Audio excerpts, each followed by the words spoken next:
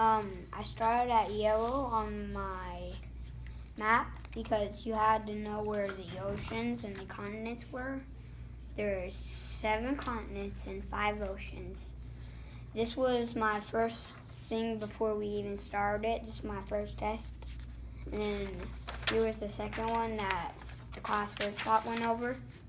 And then we started the continents. This was the first 3, North America, South America, and Antarctica. And then here were the other 4. Europe, Africa, Asia, and Australia. And here are all the oceans: Pacific, Arctic, Atlantic, Southern, Indian, and Pacific. And then the next thing, we took a quiz, and then I memorized all of them. You have to memorize them. It was my first quiz, and then we took another quiz after that, and I improved on my spelling. And then my last quiz was even better.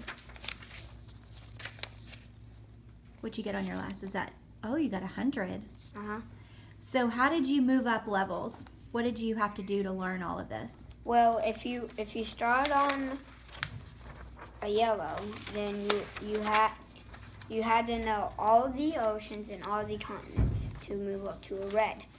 If you started out at green, you didn't need to know anything. But I started out at yellow because I found 1 ocean, 3 oceans, and 2 continents.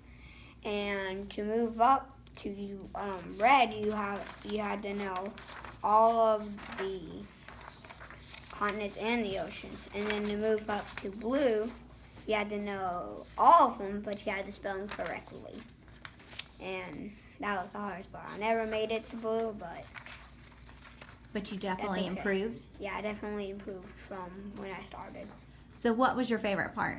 Favorite part was when we had our last thing and I came up to get it and I saw my 100. And I'm like, yes.